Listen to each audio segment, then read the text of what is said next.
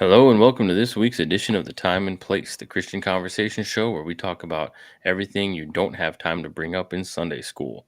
I'm Solomon and this is Julian, and Yep. today we're talking about TikTok and the Trump inauguration. And So what an you're gonna take inauguration point it on was. TikTok because I've never had it. So when we get to that, you'll have to Yeah, talk because I got you. yeah. All right. We followed But it yeah, nervously here inauguration at my day. house. Yeah. Inauguration day. So we've been watching that all day pretty much. San Antonio's frozen right now. So we had the day off work anyway for MLK Day. And yeah, we're not going anywhere in this freaking cold. So We ventured out for a little bit, yeah, and I saw the ice, not the ice, the salt all over the roads already. Getting prepped for tomorrow when we all got to go back. yeah, I got a call saying that USCA is, I guess I probably shouldn't talk about where I work. That is the place of business where I work is closed. So Really? we're Dang. working Okay. from home. Yeah. Yeah, I know UTSA closed classes already. They already, like, last week, they were like, nah, we're not doing it. Just don't even bother. We get that ice. We don't do that ice. No, honestly, especially we live right we live at like the intersection of two highways, and one of them, it's just a death trap. If you're not looking, you're flying off. I'm already we saw one. It wasn't even like rainy, it was a little rainy, and they had a winch pulling a car out of a ditch there not too long ago. So Oh man. yeah, there ain't no way with the ice. That ice will get you here and on the border. So gotta be careful. Now It gets too cold outside. It gets too cold outside. Yeah, now it will. So regime change. It's a new era. It's a continuation of the Trump era. Yeah, Pax Americana. We're entering into it. The golden I saw somebody age saying that he was wearing a purple tie. It was like Imperial Roman colors. It's like, all right, we might be reading too much into this. Oh yeah, and they're totally reading into that Elon Musk Roman Hitler salute too. Yeah, I mean, come on. Except it totally was a Hitler salute. Well, he's South African. What are you gonna do? Yeah, he's South he's African a little... and got a touch of the tism. So yeah, he got nicked by that tism. So he's got he just flops around. He just flops around. You saw him lifting his arms up and waving his arms and jumping up and down. He's just doesn't know what he's doing with his arms. All right, no, give him a break. He's got a kid whose name is just vowels and numbers. He was stemming. Okay, he's just so there you go. He needed the earmuffs to get the sound out because it was too loud in that building. It's overstimulated. Yeah, he flops around. He's sending rocket ships up into space. He's flopping around. He's jumping. He's doing he's digging tunnels under the earth, and if he throws up a Nazi salute every once in a while, I mean, how many know what he's doing with how many spaceships do you got to send up to like cover that one? Like, what's the exchange rate to spaceships to Nazi salutes? We did 3, so I don't know. That's He's pretty got good, a lot honestly. of spaceships to. Yeah. So inauguration was going on this morning. Paperclip a little bit. We took the Nazis from Germany to build our rocket ships to get to the moon the first time, and now we got Nazis from South America or South Africa building rockets for us. So it just kind of comes with the territory of these rocket scientists. All right, that's true. You know what? There's a long history of rocketry and Nazism. They go hand in hand. It's just it's a little bit of that. I don't know. He's half retarded. Who knows? So he's gonna do what he's gonna do. Oh, you can say that again. It's the Trump era. So yeah, the inauguration's going on today, and what's crazy to me is on the way out, Biden couldn't help but like just throw a monkey wrench and stuff a little bit more before he was all the way out. He was signing pardons like a madman this morning. Yeah, pardon Fauci. So what does that tell you about anything Fauci did? Yeah, because for a long time I heard pardons mean guilt. Pardons were a sign that somebody that's exactly is guilty until 5 minutes ago. Literally 15 minutes ago, before Trump swore in, Biden pardoned his whole family, the whole Biden crime family. That's so insane. His entire family, like, hey, all of us, we're good. I got us all covered. Last minute, he probably decided against it and thought, you know what? While I'm here, let me just before you leave. Might as Yeah, it's well. like peeing before you leave the Just cover my house. tracks on the way It's like out. peeing before you leave the house. Like, It's like, nah, it's all right. I don't want to be gone that long. I was like, you know what? I'll go. I'll go ahead and go pee, and then before you leave the house, that's how he pardons people before leaving the White the whole House. family is it's so crazy. Like, Fauci, I get it. The Millie, I get it. The J6 committee is crazy too. Like, the entire committee in charge of that investigation, pardon. See, I thought you had to commit a crime or like be charged of a crime to get pardoned. I That guess that's not the case. that was the assumption. No, he's doing blanket pardons, preemptive I didn't pardons. know you He could just pardoned pardon his son people, for a specific time but period. his son was Yeah, charged with a he pardoned his crime. son for, like, a very specific. That's what I'm saying. Like son was charged Yes, with but that's not. Yes, but the pardon that he got was for any and all crimes that he may or may have not committed between this 10-year period. that So, like, that it I was was very closely unspecific. speaking It with was him in his business dealings. Right, exactly. Yeah. it's so crazy, man. He took the pardoning to the next level. Yeah. Yeah, so we were watching the inauguration pretty much all day. Everything, I mean, it took all day. Everything was happening. It's kind of rolling out. Just this TV was just kind of on, as things were happening. It looked cold there. It looked kind of crazy, like it'd be cold in Washington. They took it inside, first time since Reagan, Yeah. which is interesting. There's a lot of Reagan comparisons being made as far as the Yeah. assassination attempt and unifying morning in America kind of thing. Everybody's feeling very optimistic whenever Reagan took the White House, and yeah, now Trump is here, and he's kind of got the same vibes as far as optimism and new horizons and a new way forward. So yeah, so the whole Christians talking politics gets a little weird because it seems to be one of like two extremes. It's either I've never heard of politics, I don't know who's running, um, I am above the mud and the politics is dirty, Mhm. and this person is bad and we're Christians and we just are above anything, and I'm not Republican, I'm not Democrat, I'm not anything, and never heard of it. Or it's hardcore one side. It's hardcore Right. Jesus was a Democrat and feeding the poor and here's the things, and or way the other way, right wing of, moral majority, Jerry Falwell, all that kind of the Right. moral majority of Christian religious right.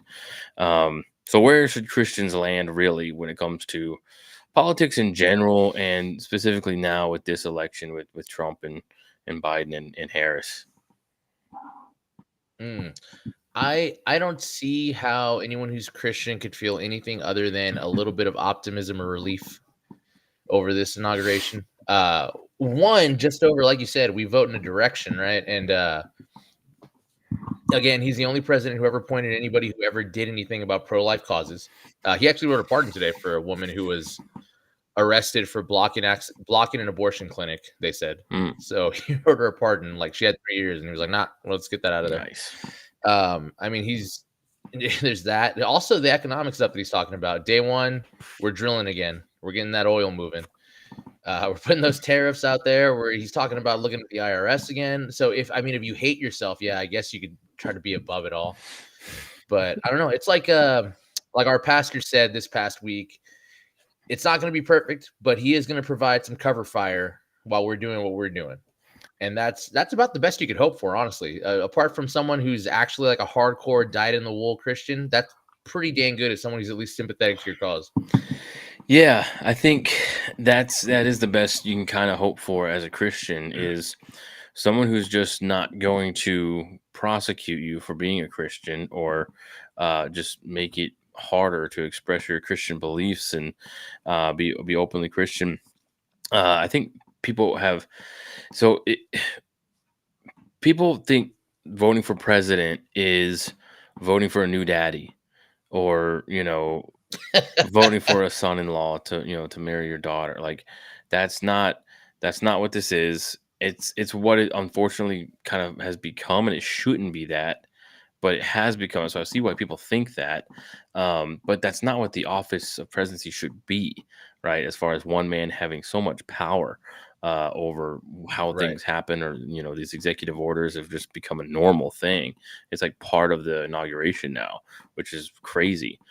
Um, but there's voting for the person, and I don't think anybody all and ever like votes for the person, saying as in this person completely embodies everything I believe and stand for, and so everything they've ever done, everything they've ever said is completely in line with what I am about, what my convictions are. So I'm voting for this person. No one can ever say that, left or Right. right or middle. So you're not voting for a person necessarily. And then you say too, like, oh, I'm not voting person, I'm voting policy. Well, even that, again, the policies of any candidate aren't going to perfectly fit any one voter or whatever. And so, there's policy, like, I don't think the spending is going to end under Trump, honestly. With the Republican Party as it is today, the spending is just out of control. I don't think there's any going to be any. I don't like that policy. So Right. no candidate is gonna perfectly align with your part with your policies either. There's gonna be policies that you don't like as well with any candidate, the Democrats, with Harris, whoever. So, but you do vote in a direction. I think that's the best we can think about it if we're picking who to vote for, is that we're voting in a certain direction. And it's like the stern of a ship. It's a slow moving direction, and it should be slow moving. That's the log jam is a feature, not a bug of how the founding fathers set up our government. Nothing should just be sweeping, change in legislation and changing things. That's why these executive orders are not really what the founders had in mind, as far as just very fast action, very quick decisions on things. It's supposed to be deliberated. It's supposed to be debated and argued and considered. And that keeps things from just swaying too much left and right, back and forth, whatever, or just each campaign in election becoming a revenge campaign on what happened before. So it shouldn't be such drastic change so quickly on anything. Like after a school shooting or something, you just hear all these people coming out and saying, do something. You have all the do something people. Just do something, just ban this, just cut this out, just ban. And it's like, that's not even on something I would agree with. That shouldn't be as fast as that should happen. It should be considered, it should be talked about, and Right. every angle examined. But yeah, but we live. It's not even the world we live in today, though. Maybe that fit more with how people live their daily lives back in the 18th century. But today, it's insta. We're in insta world now. We want everything done now. Everything, instant meals, instant entertainment, instant delivery of buying things, and so fast. And we don't want to wait and consider anything. So that's just our mentality of our culture right now. We just want it all fast and Right. unconsidered, you know. Yeah. So, The but thing that yeah, I'm so hopeful for a policies, little you bit. vote in a direction and it's going to go a certain way. Yeah. Right. Sorry. No, it's cool. The thing that I'm hopeful for is that with everything going on, people are looking more at their local politics, especially with California, the cluster F that it's been over there with the fires. That people are like, okay, how did this happen step by step? And they're realizing that the federal government couldn't do anything about it, but their local government really set them up on that one.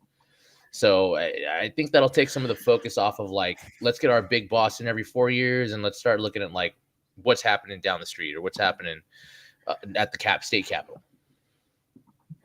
The local thing might be the case, as far as that a change being made, but anything else, like I keep hearing people say about these fires in LA. Well, maybe they're gonna rethink how they vote now, because they're gonna have to rebuild, and gonna run into all this red tape and bureaucrat regulation, all this stuff of trying to get permits and things to rebuild their home, and they're gonna have to deal with city hall. They're gonna have to deal with the government, and it sucks. And it's all just um, uh, bureaucrat red tape, just the slowness of it.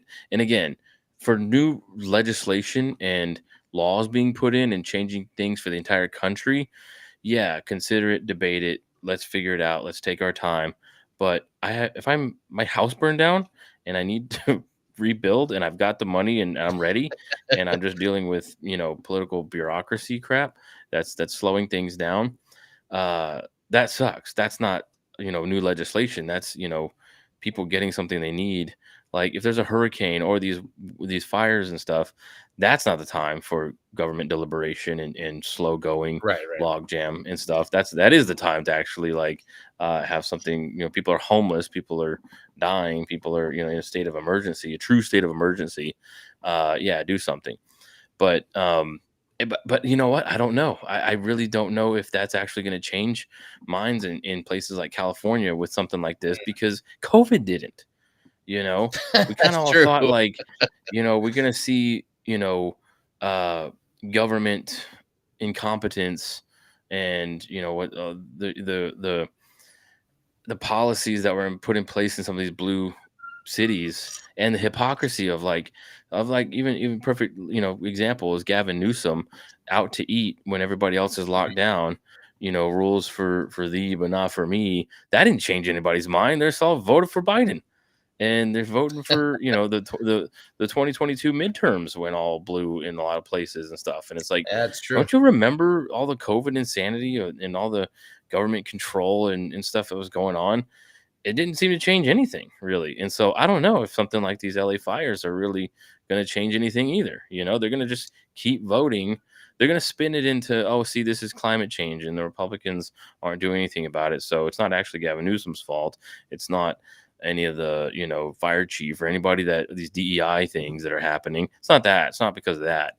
It's, it's no one's taking climate change seriously. Now that's why this happened. That's why it's happening. That's what's going on. It's just going to be spun up, and no one is going to take responsibility for it, and so nothing's ever going to change. So I don't know. I don't know what it'll take for things to change in places like that.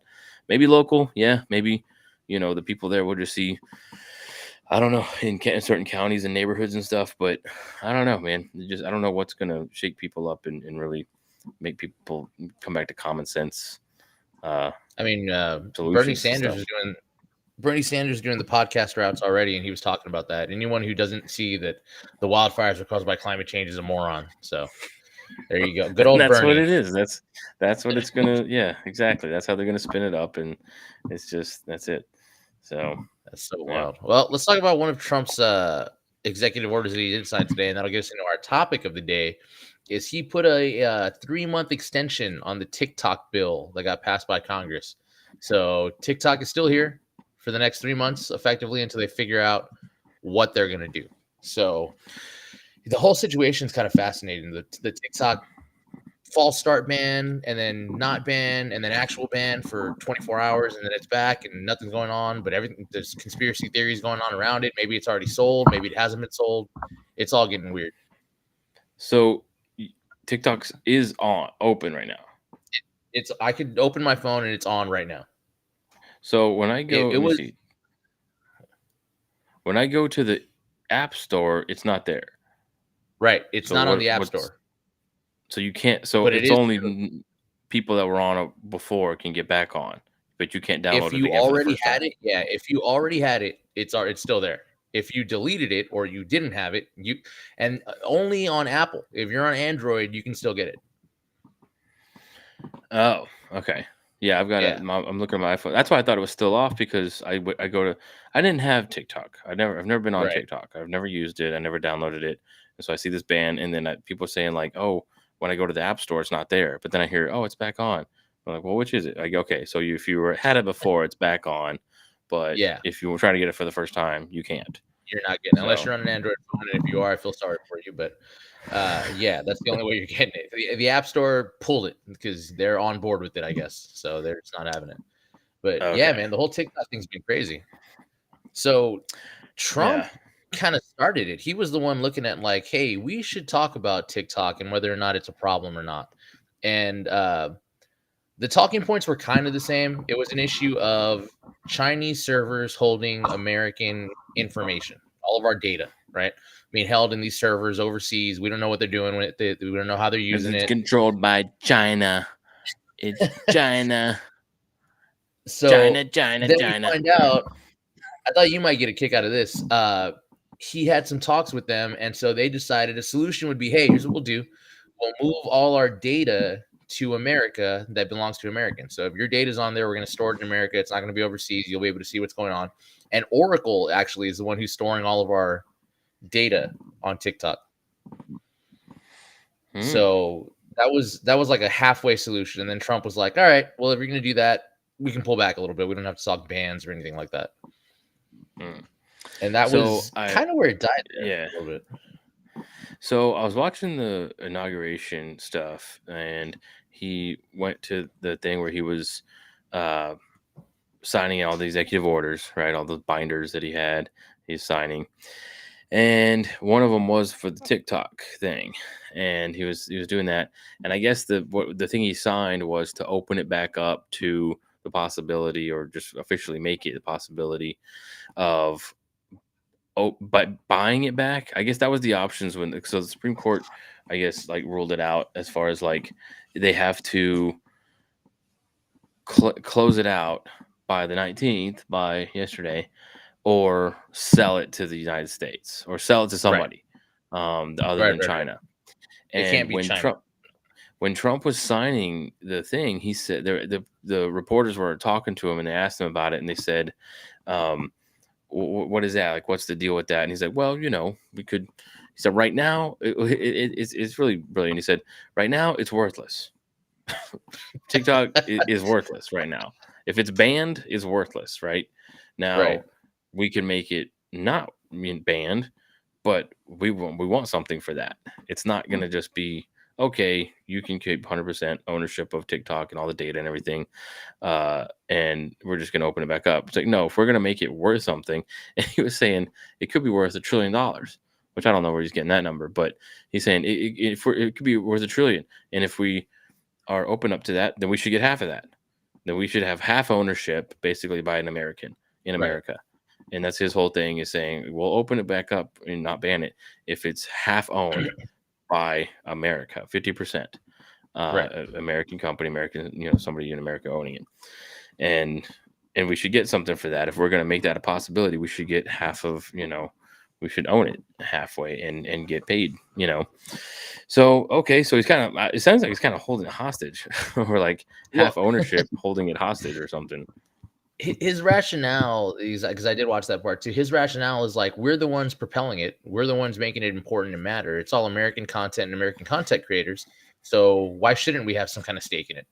And he was even talking about, a joint stake where China can keep a percentage, but we want an equal Hmm. percentage or more. So Right. that's where he's at with that right now, which is fine. So how does that work though? Because as far as the control of how Chinese people access TikTok and how American people access TikTok, and the drastic difference between Chinese TikTok and American TikTok. I Because mean, what I hear, Chinese TikTok is all like science experiments and talent and skills and STEM things being shared or whatever. And over here, it's a bunch of like, girls dancing and, you know, stupid crap. so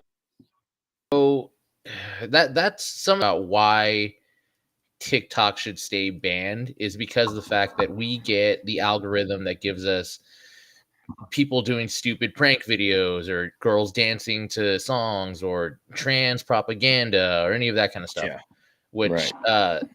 that's one argument against it. The argument is that not only is this a data collecting app, but it's also being weaponized to bifurcate American culture more than it already is. Like they're trying to dumb us Right. down while Right. simultaneously smarting their own population up, right?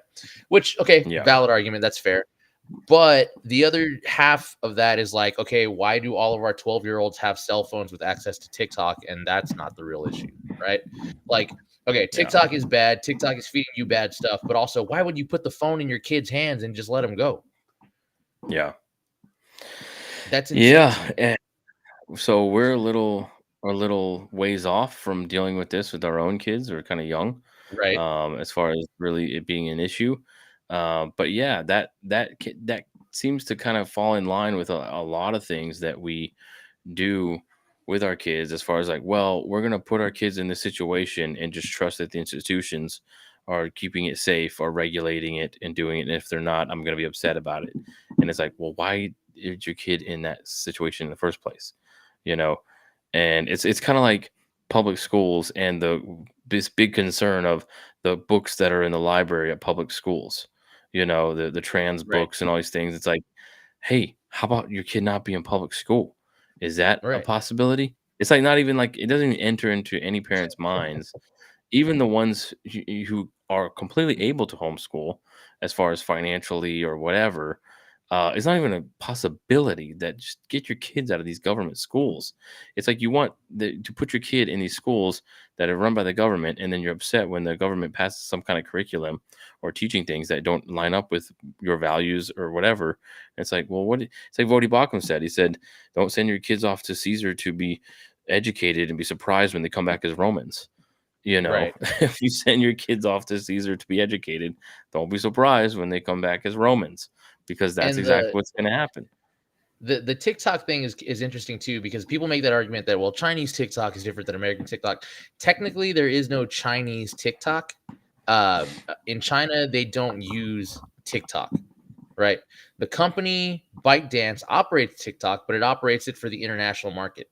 China has Mm. a separate app that is specifically for China that they use. So they don't actually get on TikTok that we use. They may see TikTok videos that pop up on their app, but they're not on with us. So they're not getting our content. We're kind of in our own little thing over here, the rest of the world. Is their app called TikTok? No, it's called like Dayun or Dayun or something like that. It's a completely different, like separate from TikTok, but it's run by the same company. So like this is our Chinese company, this is our international company.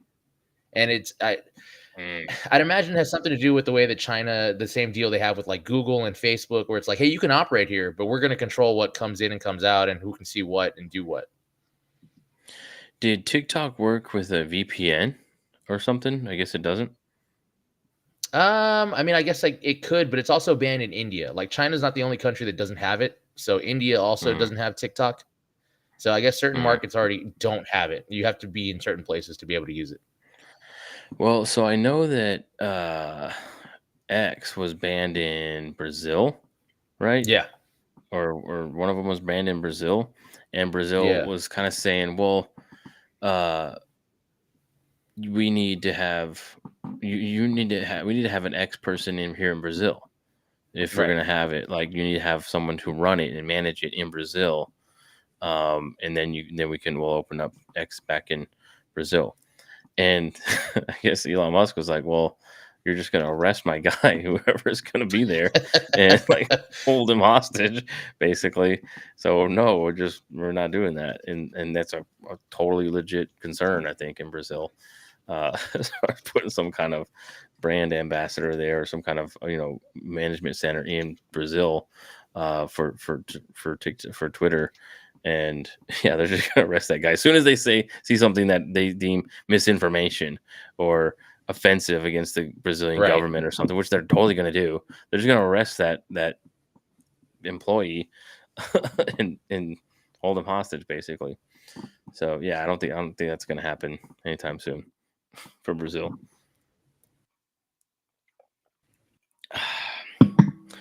So what about Christians with social media just in general? As far like, I never got TikTok because I thought it was just kind of gay. All right, it's very 2-second videos, bunch of kids dancing, and I'm like, all right, I don't need. And also, I'm kind of, I think, just getting off of the train. You have this train of technology that's chugging along, and I'm at the Twitter, Instagram, Facebook station, and I'm just kind of gonna get off and just let the train keep going.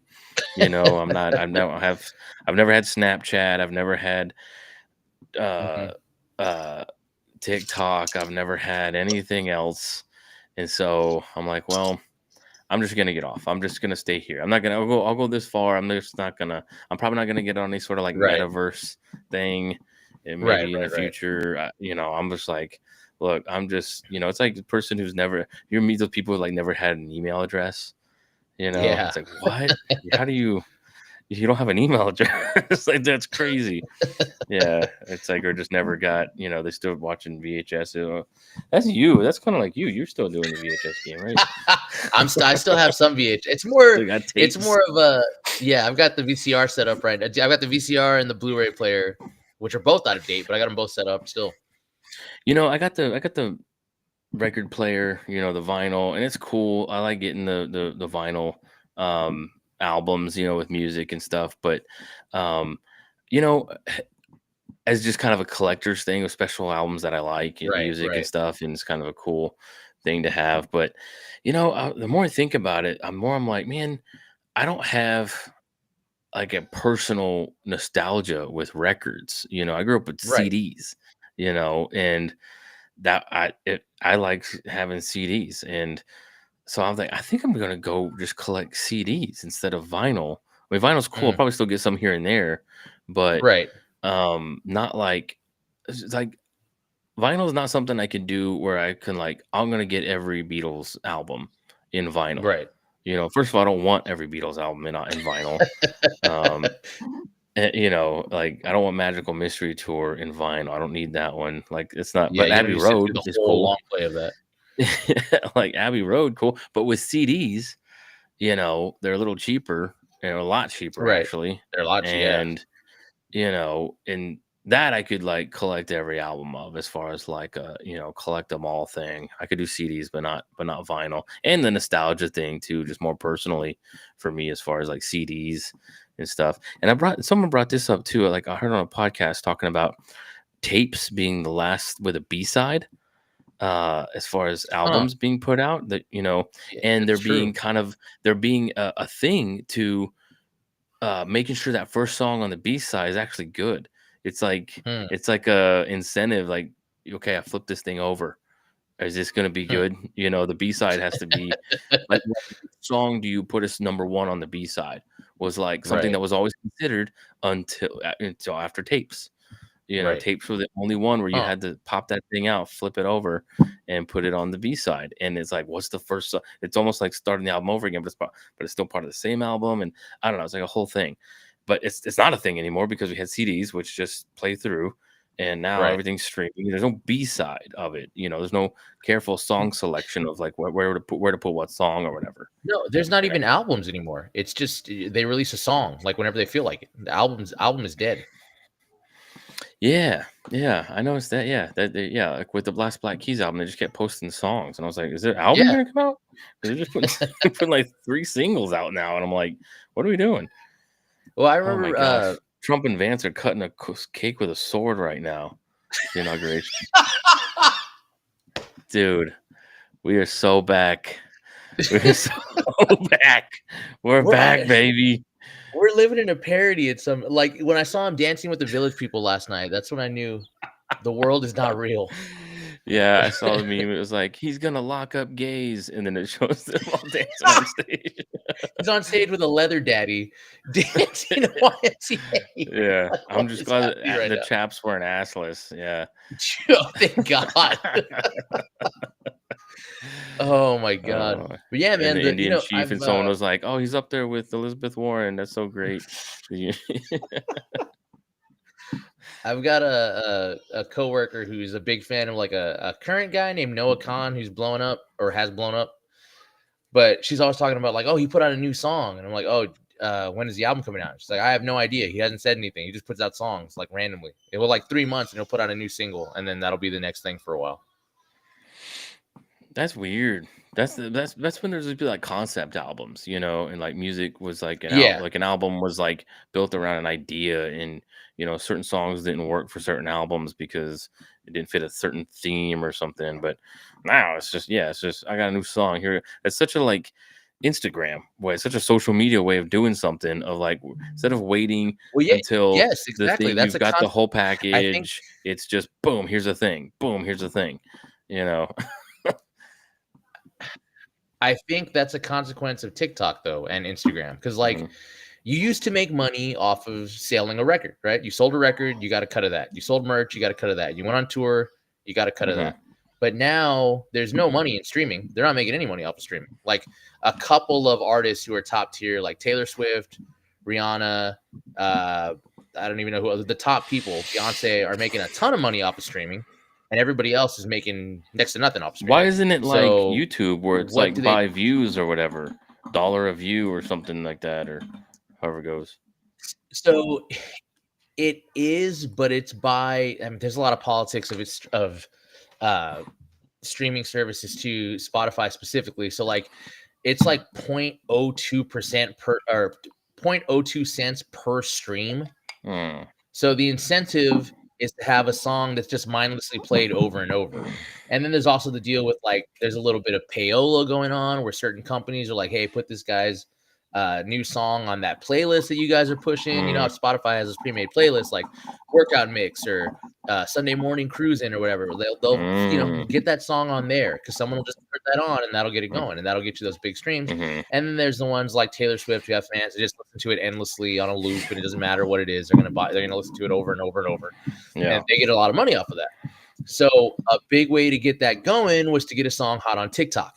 And Mm. actually, I think it was the Black Keys talks about a friend of theirs has a song that's like the number 2 stream in the world, and it's because it became a TikTok sound and it got famous doing that. I wish I could remember the name of it, but that's how he blew up. And he didn't even really blow up. It's just that 20-second soundbite on TikTok got that song big. So then he got paid off of that and he got royalties from that. Yeah, I think I might know what you're talking about. Is it a super weird guy? Like he's a weird it's a Yes. video. Yeah, I know it's I know what song you're talking about. It's the only song you like ever wrote too, right? It's not even like a Yeah, doesn't yeah. do And stuff. it became a huge phenomenon. Yeah. Yeah, that's crazy. So he's paid for that. Wow. Yeah. So yeah, Yeah, so because then it becomes something they added to Spotify. so social media in general. Let's just get back to like that's the idea of social media. Okay. I started Facebook. I graduated high school in Right. '07 and went to college and Hmm. I never had a MySpace. I had a Mm. girlfriend. When I say girl, I say that word girlfriend is very loose. It was a girl. I was Did she know that she was your yeah, girlfriend at the yeah, time? like, we were but, I mean, this is not a committed relationship. As far as, like, this is a school, thing, and she made me a MySpace, and she was like, "You don't have a MySpace," so Okay. she made me a MySpace, and I didn't even know I didn't have access to it, I didn't even have anything to do with it, Mm. and people were asking me, "Hey, you didn't friend me on MySpace," and I was like, "I can't I don't I've never been on my MySpace, so I don't know what to do." So uh, but so as far as I'm concerned, I never really had a MySpace, and so it just looked too chaotic with like the backgrounds and the words on the image of Mm. background, and it was just like it was a mess. The music Right, that right, right. started, I was like, nah, this is not. It just looked so. It looked like the inside of a 13-year-old girl's binder, trapper keeper, like highlights and Right, right, right. stars and glitter and gel pens, and I was like, this is too kind of gay, honestly. Again, but it was just chaos, and so I never bothered with it. Um, and I was pretty contrarian in high school as well, as far as like, oh, everybody's doing it, I'm gonna not do Right. it. But Facebook was more of a college thing, and it was Yeah. very there was no ads. It was very stripped down. It was very just that blue and Mhm. white kind of thing, and just you post. There was no messenger. There was no Right. videos really or picture sharing. I think it was like notes and like study groups, and you could meet up and you Yeah. could just take notes and you could post things. I thought, okay, it's kind of a blogger kind of thing, and so it would just Right, seem right. more grown up, I guess, or just more Mm. normal, plain. Like I could understand it. I was like, all right, I'll do this. I'll get on because I'm in college. It was like it started as a college thing. Right. Used to have a college email address to get on to Yeah, do it. yeah. And so I think I was right after that. I think it just opened up, but I was in college anyway. So I was like, all right, this is like the college thing. So I did that. I got Facebook. And that was really the first like active social media I was ever on, like normally, talk with Mm. people. And then I remember switching from AIM to Facebook Messenger because Mm. Facebook Messenger came out and everybody was on. I remember seeing like reading all the names of my friends on Facebook Messenger and on my AOL Instant Messenger AIM. And I was like, everybody's on there. and I'm kind of talking to everybody on there. I was like, I think I can delete my aim. And my roommate was like, oh yeah, I deleted my aim like months ago. And I Mm. was like, oh my gosh, that was a big deal to delete aim, right? Yeah, yeah, And so yeah. I was like, all right, I guess I'm doing that. I guess Facebook's sticking around. So I that's the big switch. You do a platform switch like that, from like VHS to DVDs. Right. It's like, do I make the Yes. switch? Do I switch over? Because everybody's got Laserdisc in their mind, right? As far as like, well, this ain't gonna last, you know. And that didn't, but like DVDs, okay, and then Blu-rays. It's like, ah, crap. Now do I switch from my DVDs to Blu-ray, Right. or is that gonna stick around? And now it's all online, and they got the 4K DVDs or whatever. I don't understand it, but I was like, all right, whatever. Yeah. Then it's like, do I even buy physical DVD Blu-rays anymore, or do I just go straight digital now? And like, you know, do I, you always have to like make these decisions or whatever. So it's ridiculous. Mm. There's one thing though about that as far as physical versus digital. If it's physical, they can't change it on you as far as Right. content or what's in it or whatever. Because I heard that the Roald Dahl books, like Yes. Fantastic Mr. Fox and Charlie and the Chocolate Factory and all those digital, they were editing out certain things from Yep. the audiobooks and from the digital books, and they were making it more PC, which is crazy to do Yeah. for a dead author. And if the author is still alive and wants to edit their own book to change some of the content, they've had a change of heart or whatever. Okay, I understand that, Right. even if I don't agree with it. But for a dead author, for their estate or whoever to just decide, well, we're just going to update, their stuff. That's insane. That's Right. really crazy. So if you don't own it, you don't own it. But I got my physical copies of those books and they can't change it. So I don't know.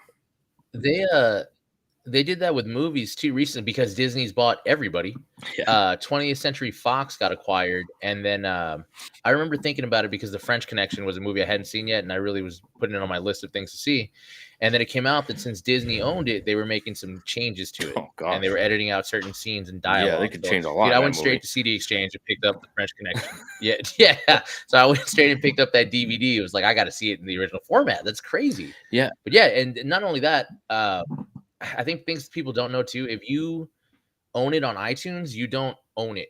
You bought a license to watch it. So if a movie gets removed from iTunes, it'll disappear from your app store. What about It'll disappear from downloaded? your If it's phone the minute downloaded, you update it.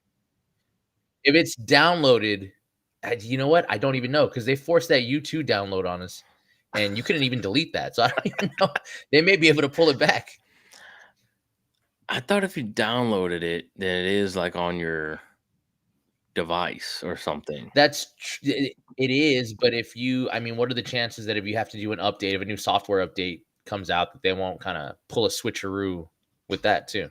Yeah. It's not out of the realm of Yeah, possibility. see that's concerning because then it's like, all right, you don't think Apple will ever go out of business, but I mean, I don't know. Right. What if something happens and then yeah, they got to cut all that. You just lose all your music and all your That's what I'm saying. Everything you bought over the years. movies. That's wild. But yeah, social media. But yeah, with social media. Um, so I was a little bit like you. I was on the tail end of MySpace, like the last maybe year or two of it really being big. And then we had a college group come to our church and they were all talking about Facebook. And we were like, "Oh, what's Facebook? That's new. I've never heard of that." And I got on. I graduated 2007, but I turned 18 in 2006, right when school started, and that was the same time that they opened up like city pages. So if you were over 18 and your city had a page, you could sign up for Facebook. Mhm. So I got on via that, and I was the only one of my friends that had it at the time because I was the only one old enough. But yeah, it did have that different format where MySpace was totally customizable. You could go in and mess with the code and get things however you wanted them, and it was this is an expression of me. To where Facebook really was more of like just a smooth, clean, universal template. Everybody's kind of evened out here, and it just did feel a little bit more grown up. Honestly, Instagram is the one that I dedicated the most time, probably still do dedicate the most time to. Instagram was the one I liked the most. It was the images, it was set, it was clean, it was the Wheezy's. I think it was the first one too that was Instagram's the first social media that came out post iPhone. So it was made with the iPhone in mind. That's Mm, why it was the idea of share your picture. Everybody has a camera now, right. and you can share your experience in real time. And that's probably the one I still like the most. Right. Yeah, yeah, I had Facebook forever. That was the main one. The only thing I ever did was Facebook. And then Twitter came out and I saw that and I was like, I don't know what that is. I don't need another one. And I thought, because all it was like celebrities, what they had for lunch and stuff. And I was like, Yes, I don't care. Like, yes, why do I care what, they're doing day to day? But a lot of people care about that. A lot of people like want to follow their yeah, stars and stuff. And what are they doing? What's happening right? That's their thing is right now. It's what they're doing right now. It's not something that they published or right. something. It's just like, oh, he's here. He's doing this. He's doing that. They're here. Whatever. I was like, I don't care up to the minute dates of what they're doing. Um, and so I never didn't have it at all. And then it wasn't until I started dating Lauren that she, again, girls make your Facebook, make your social media. She signed me up, or she told me to get on, and I did it, and on Twitter, and it was cool because uh we went to Warp Tour and we were able to follow people, and I actually got to meet Matt Thiessen from Reliant K because of that, because he tweeted something saying I'll be so over here so like in an hour, and she Right. was like, he's gonna be there, he's gonna be over here. And I was like, what? She's, yeah, let's go over here. So we went over there, and yeah, sure enough, he just turned the corner, and nobody was there. And I got to talk to him for like 15 minutes, just me and him, just talking. And yeah, it was cool. I was like, man, this is. And then of course a big crowd formed, whatever. But um, Right. that was awesome. I was like, man, this is cool. And she was like, yeah, I do this all the time for like every celebrity that's in town. Like, what's going on? She met a bunch of people that way. I was like, okay, that's pretty cool. To like actually, make it where you can actually meet, your favorite musician or something like that. That's pretty cool.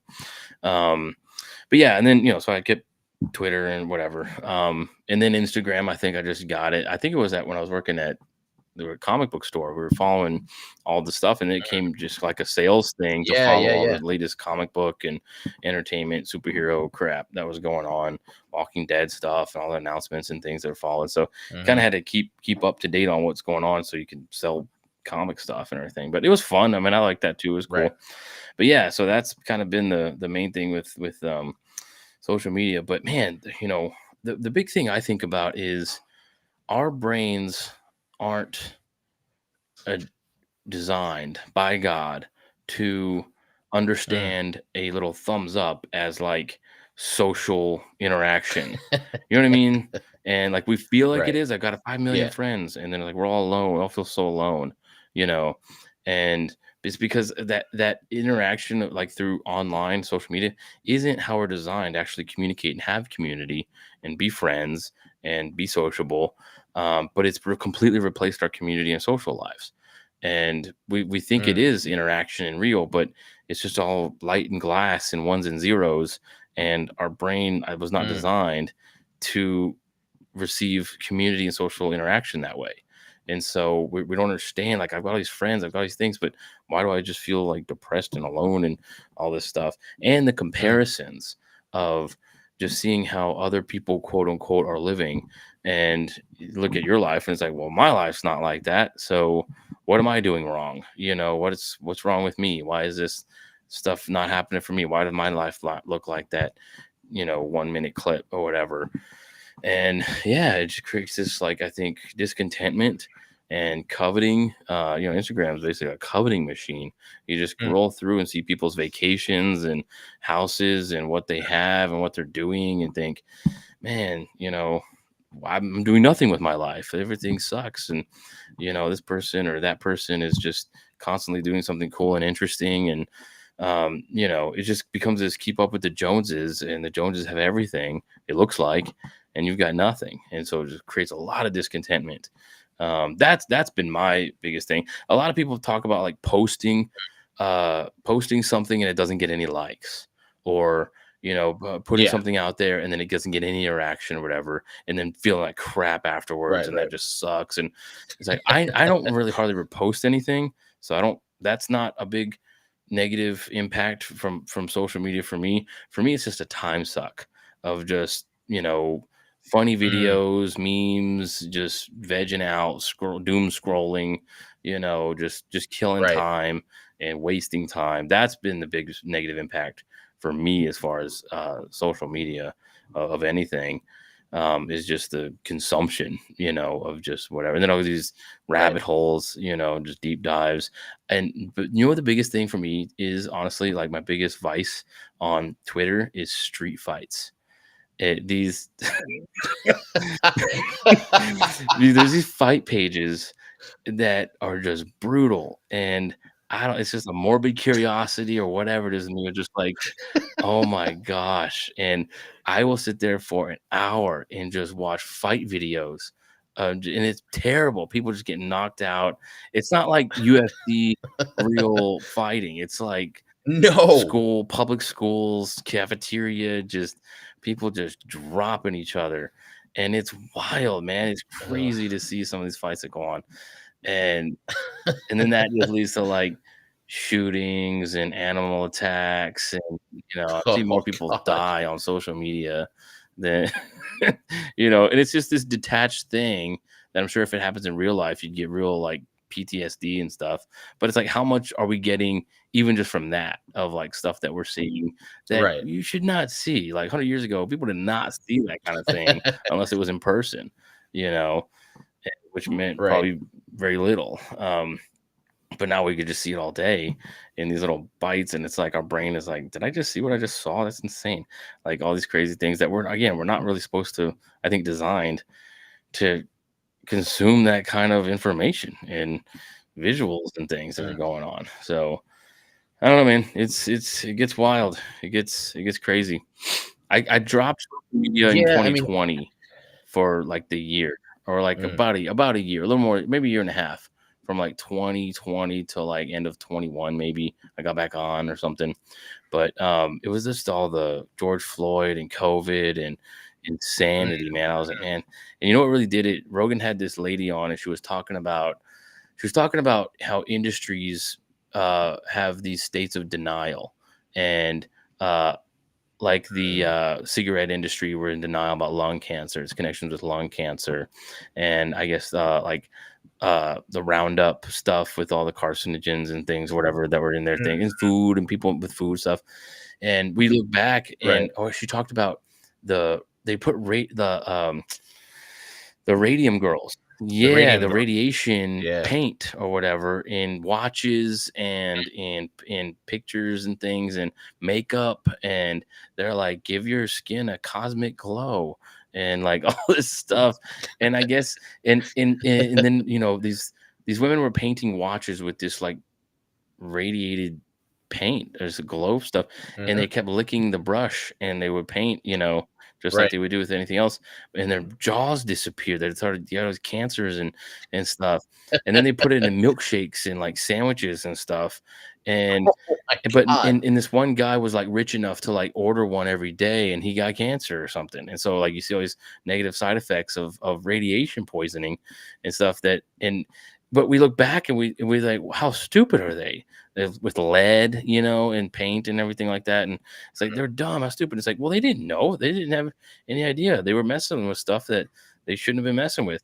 And Rogan Right. asked her, "What's something right now that we're gonna look back in, like, 50 to 100 years, and people are gonna be like, 'That's insane. I can't believe they were doing that.'" And she said, "I think it's social media. I think it's the access to for kids, especially, to social media, Mm. that we're gonna look back and think, 'Whoa, that had so many bad psychological effects on people that I can't believe they let kids have be on social media like that.' It's crazy. It's like women smoking in the 50s, pregnant women, like, smoking. It was like, Doctor choice. yeah, it's like, that's good. That's crazy. How stupid are they? Whatever. And it's like, they don't look, they didn't know, like, they didn't have an idea. But now I think, and she said, I think it's social media. I think so. We're in a state of denial as far as the Mm. negative effects on social media that we're going to see long term. And it's not going to be good. And that kind of freaked me out. I was like, oh man, I gotta unplug. So yeah. And that still kind of freaks me out. It's I'm true. I'm a lot like you with the social media thing. Is that I don't have the screen envy. Like I don't see somebody else's stuff and think like, man, why not me? I should be living that life. But I do obviously because of where I work, I'm around a lot of people who I do see that from, and it Mm, is that like, oh, this is. I had somebody talking about so and so was their role model or who they wanted to be like, and we were like, why? And they described him, and they were like, first they described him physically, and like all the fake manufactured body parts they had. But then someone else knew who they were talking about. They're like, oh, don't they sell their OnlyFans pictures for blah blah blah? And they're like, yeah, but she makes a lot of money. And I was like, oh my god, that's like that's the goal now dude. is look good for the pictures, sell your OnlyFans link, make the money, never have to go back and do anything. So there is that negative side to it. But also I think about like when I was their age, when I was 17, 18, 19, there was just a different opinion you had about what strangers thought of you. Mm, Like, like if somebody you don't know said something to you, you're like, "Well, who's that guy? He's just some random guy." yeah, And now they care so much about what 300 million random people think about them yeah, because they're getting every opinion at once, and it's real to them because it's all day, every day in their pocket, always telling them like, "Hey, this matters," or "This is stupid," or "You shouldn't have done that." I have one friend, and I know he's gonna get mad if I call him out on here, but he's hyper talented, really talented filmmaker, films really cool stuff, and he'll show it to me, and I'll be like, "Amazing, you got to post that." And he'll be like, I don't know, it's not that good. I think people, and it just won't post it. He's gotten better about it, yes, but that idea of like, what if somebody doesn't like it? Like, so what? What difference does it make if like 2 or 3 people don't like it? But they micromanage their whole life around that of like, well, this didn't get that many views, or this did get up. And there's have you seen the guy, the Costco people? Tim Dillon talks about him all the time. oh They my they do god, I this want like to shoot him in the mindless face dude. and then shoot I've told my myself wife if I and ever for see watching that it. little fat kid in public, I'm gonna kick him. I don't care how old he is or what he's doing. I'm gonna kick him. But Boom, yeah, they chocolate, chocolate, chocolate cookie, oh boom. Like, oh my god, I they need to hate get it. hit by a I hate it. bus ASAP. And that's something that you should be ashamed to post online, but it made them famous. So now everybody's just doing that kind of mindless, brainless content, and it gets the likes. And we're slowly transforming ourselves into idiots for the mindless applause of other people. That's the part that really bothers me. Yeah, you know, people aren't people anymore. They're data points to the Mm, companies, to the social media companies, and now to each other like this. Because they don't care what that guy says, three negative likes or 20 negative comments, whatever. They don't care what they actually have to say. They care, oh crap, it's not gonna get any mm, traction. Oh crap, this isn't gonna go viral. Oh crap, this is so they're still thinking in terms of algorithm and traction and heat and or mm, versus something's dead, it's not getting any posts, it's not getting any likes, whatever. They're not right. actually considering the people. It's like, well, what did that person say? Who is that person? What did they say? I don't care.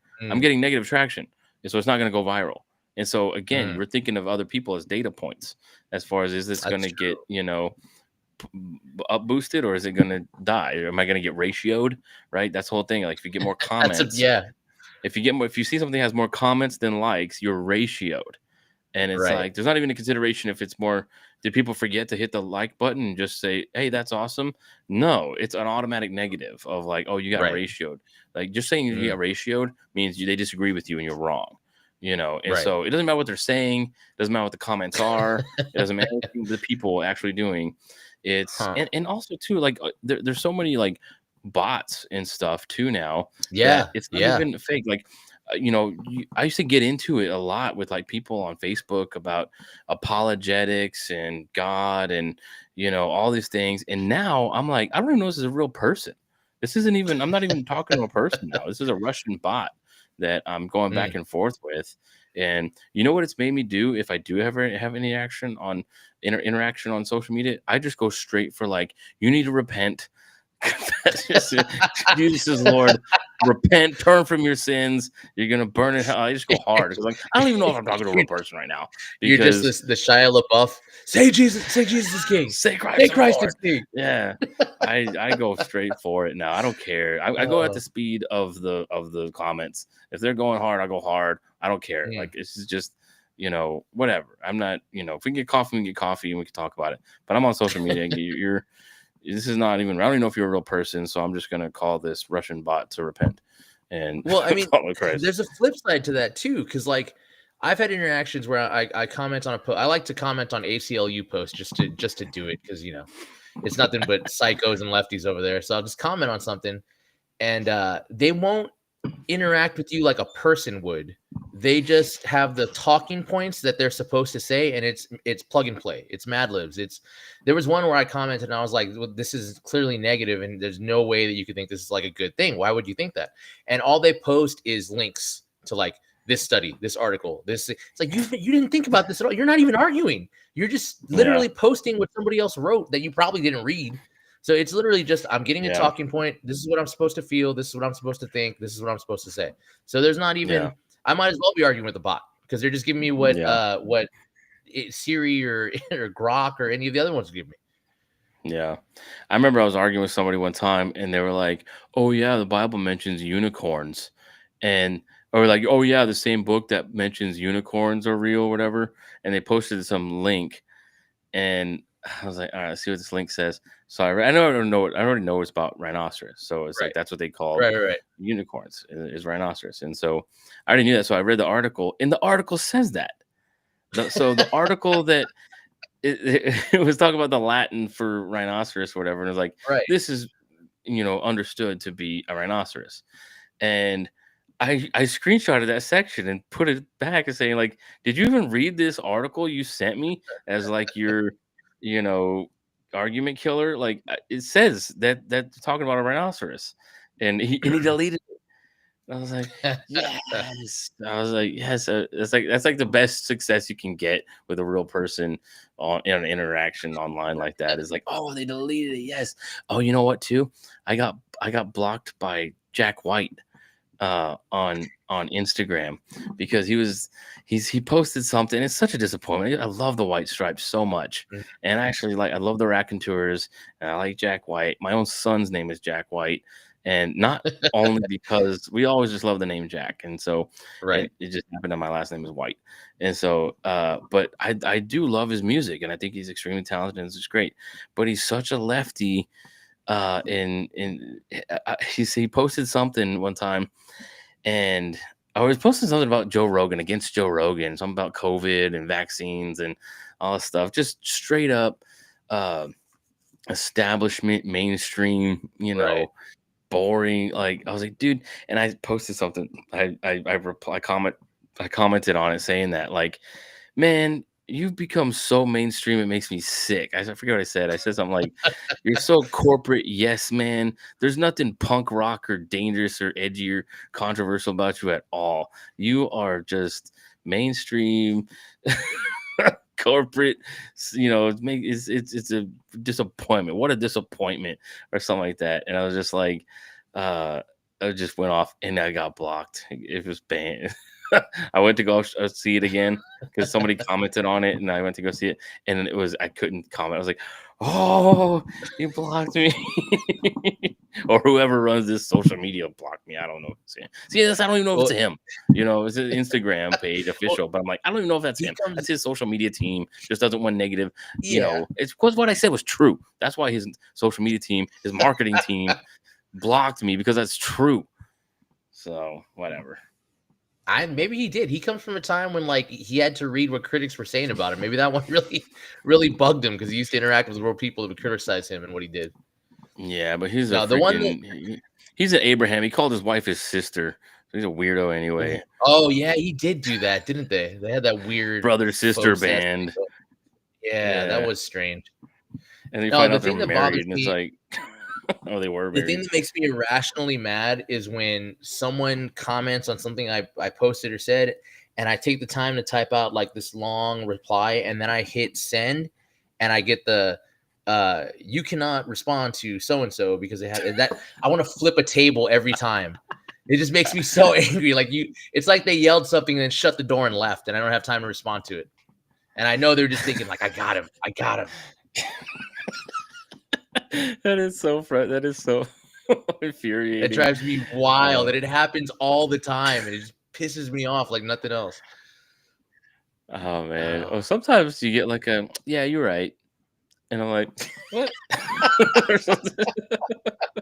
I'm like, that's a good I point. I like to saw respond somebody. with just the shrug emoji sometimes, like, There was you've seen those guys that do the abolish abortion, the abolitionist guys that with the yeah, big yeah, yeah, signs. They're in yeah, Oklahoma. They're really cool, and they have a lot of the good interactions and stuff. They on the on the street, people coming up to them and stuff. And there was this black lady. She was at this yelling at she was this white dude with the sign, one of the abolitionist guys, and this black lady was like, "What right as a man do you have to speak against to talk about abortion?" And he goes, "The same right as a white guy, I can say Black Lives Matter." And she goes, "That's a good point. That's good." She was just me like, "That's good. That's good." It's like no argument. So sometimes you get those, but very rarely. And very rarely. the thing about Instagram made for smartphones, that's interesting because when Meta was kind of, I guess, a couple years ago now, and still, I guess they're trying to do it, the metaverse, Mhm, VR stuff, right? right, The Oculus, and they're doing more and more of that. There was a lot coming out as far as like, oh, that's the future, and that's gonna be right, as revolutionary as social media, as the iPhone, as all these things. I was like, hang on, is that there with the rise of social media, and this I think is for Twitter and in Facebook and everything now, TikTok and stuff, is the smartphone. They're all made for the smartphone. right, If there Because there were social media things that came along before the smartphone existed, but it was all on your computer. You had to right, get to your computer, like MySpace. You had to get to your computer to do something. So you know what that took away? It took away people's knee jerk reaction, impulse of posting mm, something, saying something stupid or controversial, and just on impulse because they didn't have their computer in their pocket. So say someone cuts you off in traffic or something happens out when you're out and about, and it pisses you off and you get crazy. You got to get home, fire up your computer, open up your thing, get your to write a blog about it, or post something saying something about it on Facebook or MySpace or something, or Live Journal or Friendster or Blogger or whatever. These are all computer things. They're social media technically, but they're computer things. So you had to get on, type it out, get to it, do it. Well, by then you've calmed down, you've had 2 seconds to think about it, right? And it's not just this your hot take on something. Well, now everybody's got their social media on their phone, and now as soon as something pisses you off, as soon as something you know gets you amped up or whatever, you can just post and just talk about it right now, immediately. And that's not great. You don't have no time to process, no time to mm, think about it. It's just however I'm feeling right now is exactly what everyone's going to hear. right, And that is not great, and that's what the phone impacted social media. And that's the thing too, like I'll go to reply on a post or something, or comment on something, and it's like there's only 60 comments on this. No one's going to see my comment. Like, how do you keep up with replying on a post or commenting on a right, post that it gets any sort of interaction? I'm too late. If I've seen it, 30 minutes later, you're too late. You're good. right. They're on the next thing. No one's gonna comment or interact with you because they're talking about something else. That guy's posted 5 things since then, and so it's like, well, shoot, what do I do? I just gotta live on my phone and like, just watch them post something new and comment so anybody can hear it. So I don't know. It's a weird thing. It's the instant, Instagram. It's the instant Right. uh interaction with it and stuff. And if you're not, then you're too late. You're already gone. So it's the smartphone, and that's the thing with the VR. The VR is not going to take off. The metaverse is not going to take off unless the medium with which we access it takes off. Right. So you had smartphone coming up with Twitter and Instagram and stuff, and that just perfectly, synthesized into this phenomenon and this revolution of social media online interaction and stuff. And the same is only going to happen with VR if the glasses or whatever you use to get into Right. VR also goes with it. If there's these big bulky headsets or whatever, It's not it's gonna not going happen. to take off. The way with which you access these things has to be as revolutionary as the VR or as It the needs to be space that's in this. It needs your to be brain. these. No, these glasses. If Just I can't regular see it on eyeglasses. my regular eyeglasses, if I have to put on a bigger set, no, it's not happening. It's like Google Mhm. Glass. Remember when you see like one asshole walking around with a little glass thing on top of his glasses? It didn't Yeah. look cool in any way. You were that dweeb that had the Google Glass, and they died after like Well an hour. You couldn't even use them. well, that's why Facebook Meta is working with Ray-Bans, which Yeah. that's smart. That's how they need to start thinking as far as VR, metaverse kind of stuff is something lightweight, easy accessible. Yeah, because if I gotta go put a laptop on my face to interact with this stuff, it's not gonna happen. And it's just too big and bulky and stuff. It's not gonna go. So the physical medium of which you access it has to be as revolutionary as, and it's hard to like calculate that. That didn't happen to social media and the That's true. iPhone. I mean, you had, I guess, Instagram, they took advantage of the iPhone and something that already existed, but you just got to have that perfect lightning strike of these two things coming into existence at the same time for each other. Because Mm, then smartphones are coming equipped with social media stuff, and it's right. typing and the camera and the picture. Everybody's taking pictures. Well, guess what? We got to up that camera on these phones, and so they're interacting and responding to each other to create this, this social media revolution we have. Mm, If there's no smartphone, you can't have one without the other. right. It's just the perfect melding of these two things. And that's how the next thing is going to happen. It's hard to like plan for that. You know what I mean? As far as like, well, we're just going to make Mm, the glasses. Well, what if it's not even right. glasses? What if it's something else? What if it's, I don't know, a chip in your True. head or something? Like, it might not come till later. So I don't Well, know. I have my doubts on the metaverse stuff. well, yeah, I mean, they've never had to think about that because everything they've done has worked so far. Like, I don't think Zuckerberg has to think about like, well, what if this doesn't take off? Why would he? Everything he's done has taken off.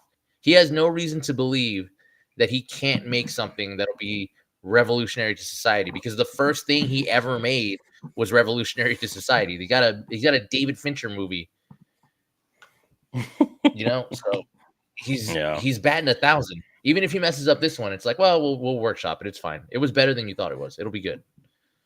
Well, Zuckerberg's a kite flyer, man. Any way the wind's blowing, he is ready Yeah, to he just was at the like inauguration. That's so right. wild. We sees it, so he licks his finger, puts it in the air, and like, guess which way direction we're going now. My values just changed. Cha-ching. Yeah. Well, that was when he Right. came out and started when he was on that Rogan episode and he looked more human for the first time in like a decade. He actually had like normal hair and looked like a real person, not the weird Yeah. robot he's been for the past decade. Yeah. Yeah, it's weird. So yeah, with the kids, with the social media, I don't know what we're gonna do. I hope it's gonna be, because the whole thing is, well, you have to give it to them. All their friends have it, and they're gonna be ostracized, and they're gonna be the That's weird a ones. horrible argument. That's a Well, it's terrible like, well, argument. what if their friends don't have it? What if you're in a community where your other parents think this? You know what I mean? Like, hey, let's get into, or how do you know who your kids' friends are? And is there Yeah, any sort of, do you have any sort of control over that? Most people say no, you don't. Well, I beg to differ. I think we do have more control of that as far yeah. as who they interact with and what spaces they're in and different things, and that'll influence what they see as something they want. And we have to be careful about that as far as Mm, what's shaping their desires. Their right. friends, what they're seeing, how much TV they're watching, what do they see, what kind of shows are they watching, whatever, are showing, hey, you need to have a phone. You're this age. Right, right. You're supposed to have a phone right now. And that just gets it in their head like a law, and it's like, I hate you because you're not following the law of like giving me a phone or something. Well, So, I mean, but it's it's hard. we're living in an anomaly too because we're talking in a space where apart from being at work, we see our kids almost all the time, whereas Yeah, most people would send their kids away for 8 hours and never see them, and then when they would come home, they would maybe eat dinner together, and then that was it. That was like the most yeah, interaction yeah. they had. So they really did have no influence on who they were with, what they did, what they needed, and it was all the voices Hmm. around them telling them like, "This is what you need to fit in. This is where you need to be cool," as opposed to sitting across from them and telling them like, "No, this is actually what we value, and this is what's cool." Or even the simplest little things like, "Oh, I used to do this when I was younger," and they're like, "Really? Can you show me that?" And they just show like a little spark of interest, Yeah. and you just you built that with them. Or like today, I sent you guys pictures. We were playing the game, and I told him, I was like, "Hey, no, Solomon and his kid play this, and he was like, "Really? Do you think I could take my figures and we could fight?" And it was like, "Yeah, we could totally do Yes, that." the hero clicks, man. We used to play that at the store. Remember Yeah, after hours? that's what I was telling him. I was like, "You have no idea how many of these I used to have." We used to play every Dude, day, after every hours, Sunday. that was great. We just like get beer and play hero clicks and hang out in the store. Stuff. That was fun. That was, you see, and that's the difference. We used to do that, and now kids are like, "Oh, I'm gonna go home and play on Fortnite with my Right. friends," and what they mean is none of us are in the same room. Right. There's no actual They see that as socializing social going on. interaction, but it's not, and it just screws up how they talk to people and how they communicate with real life people. And yeah, man, it's a different. That's what I'm saying. I think we're messing with stuff that our brains weren't designed for, and it's like where they put, Yeah, cocaine used to be prescribed like by doctors and stuff. They don't understand. Like I think we're meddling meth too. Like we're meddling with stuff that yeah, our bodies were not designed to take that much stimulus of things and whatever, and it was freaked out and it created these drug addictions and stuff, and people, now we're addicted to our phones, and it's like, yeah, because you're messing with those dopamine things, and our body is not equipped and designed for that to be where we're spending our time and how we're interacting with things. So yeah, I think we're messing with stuff that we don't understand yet, and we're gonna look back and say, "Man, that was a mistake. mm, This is crazy." So I'm trying to get ahead of that, Kurt. I'm trying to see that around the corner and kind of like, "Oh man, right, how do I prepare for that? How do I prepare my kids for that? AI mm, too, deep fakes, all this stuff's going yeah, on. that's Like, gonna be man, a crazy one. what do I do with this stuff? How do I, for my kids, especially for the future, and how their brain is being developed and stuff, and how are they're not going to Mm, hate me for not giving them a phone at a certain age when, all their quote unquote all their other friends have it. Well, who are their friends?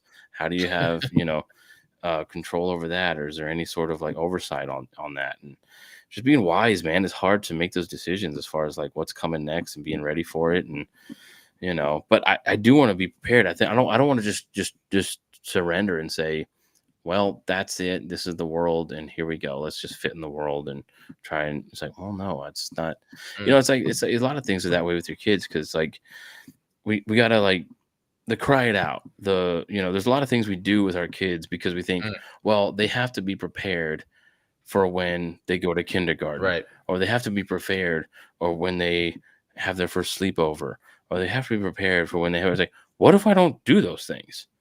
You know, and it's like, well, what? Huh? It's like, yeah. How about we just don't do that? And it's like, well, yeah, I didn't know that was an option. But it's like, yeah, how about we just don't do those things?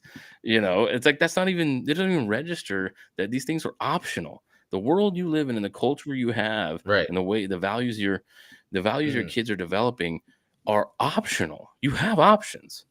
And no one thinks they do. They think that this is just how it is. That's what you do. You got to prepare them for that world that's coming. And it's like, what if that's what if you change the world? It's like it's not even a thought that comes into people's heads a lot of times, I think.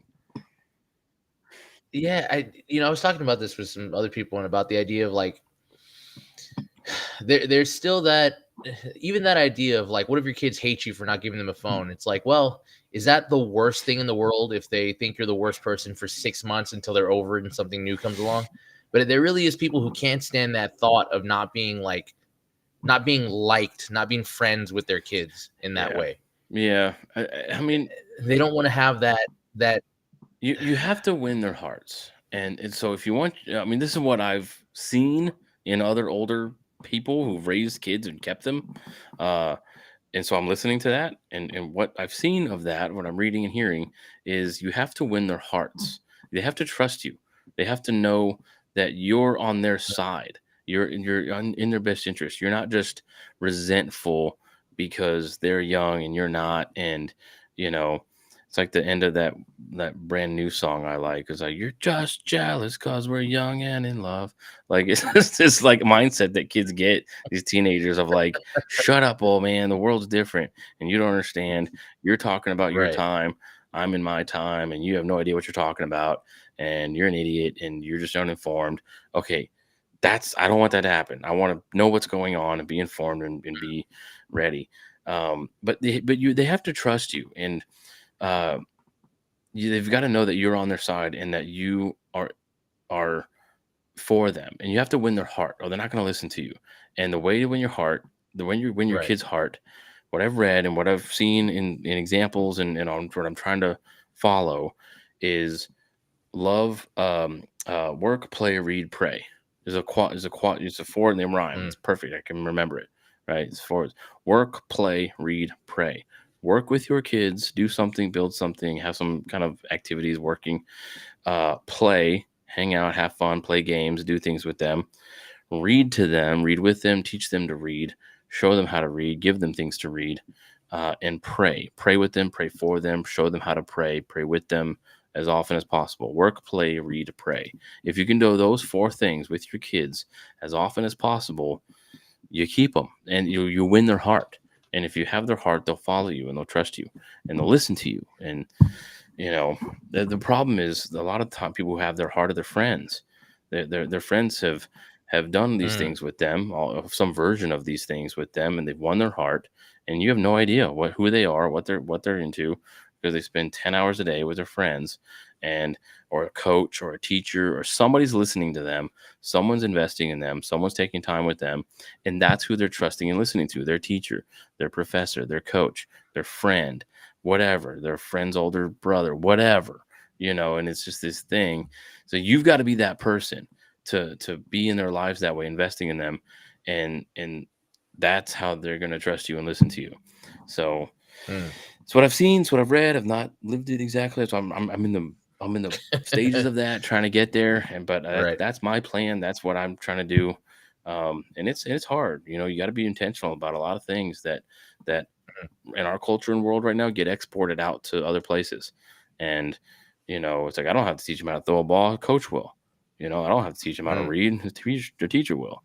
I don't have to teach them how to pray and read the Bible, their Sunday school youth pastor will. No, no, no, those are all your job as a father, mm, as parents. Those are your jobs, and they were our jobs for hundreds and 1,000 years. But now we've exported every those valuable things, those jobs, out to other places. And now who are you? You're just a guy getting in their way, you know? mm.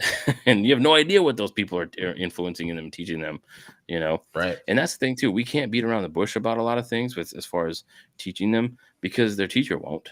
They're going to teach them what's right and wrong. Their stupid Right. friend isn't going to hesitate on saying what's right, what's true, what's good, what's bad, what's whatever. They're not going to hesitate. They're going to tell them. So you can't hesitate and beat around the bush, but you actually have to know what you're talking about too. So that means Right. reading. That means being informed. That means understanding, being ready for those questions. We've been watching Everybody Loves Raymond, and the the daughter is getting older or whatever, and that's like the perfect epitome of what not to be. Is that character is right? That family, those parents. I see this. I'm like, this is disaster. This is awful. And they play it off on a sitcom. You like, oh, it's cute, it's chaos, and we're surviving. Haha. It's like, no, that family gets divorced. That family is a wreck. That's what really happens in your life. But anyway, so there was an episode where the daughter asked about sex or something, and they're freaking out. Oh my god! Oh no! What do we do? It's just like typical corny sitcom moment, of like the parents freaking out because their kid asked about sex or whatever. So they read up all these books, they get prepared, and and then he's like, I'm ready, I'm gonna talk to her. Oh my gosh, it's the worst thing in the world. I'm gonna talk to my kids about sex. And he talked to him. And then she's like, no, no, no. I mean, like, why are we here? Why did God make us? And it's just blank stare, deer in the headlights. And it's like he's just completely like, oh my god, I read all the books about the sex talk. Oh my god, I don't know. Like he's freaking out. And it's like, oh my god, what a complete and utter failure of a father and a leader and just anything. I cannot wait for those questions. I want those Mm. deep, thoughtful questions that your teenager are going to argue with you, because I've been doing it my whole life, and that's like, come on, I'm ready. Give me all the awkward, give me all the stuff. So yeah, but it's a perfect example though of exactly what not to do and how to be unprepared, and I'm trying to that's the exact opposite of what I'm trying to be. So hopefully I'm ready. Hopefully it's it's there. But yeah, it's wild being a parent, Yeah, I especially mean, in this some of those are digital age. hard habits to develop too. Like I'm not a huge reader at all, and I used to be. I think social media did break me. YouTube broke me because it gave me the option to listen and not have to like Yeah, give my full attention. And my I mean, ADHD yeah. brain wants to be doing 50 things at once. Look, however you get the information, however you inform yourself, however you get prepared for these kind of things, whatever. Go ahead. Videos, audiobooks, whatever you can do. I like the physical act of sitting down to read, so that's my thing. But I get that Right. it's not everybody. However, you can prepare for these things for your kids, go do it. You got to be prepared, and be ready for those questions. But um, especially with social media, with the culture, the community sense of community that you're developing in your kids, you know, it's shaped by us, or at least it's supposed to be. So I think Right. we can be more intentional about that. Cool.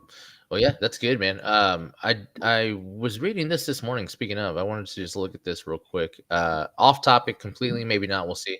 But we were reading Psalm 19 this morning, and it was just interesting the way they talked about this thing, especially with inauguration happening. I was looking at this little section about the law of God and what it says in here. And where am I? Here we go.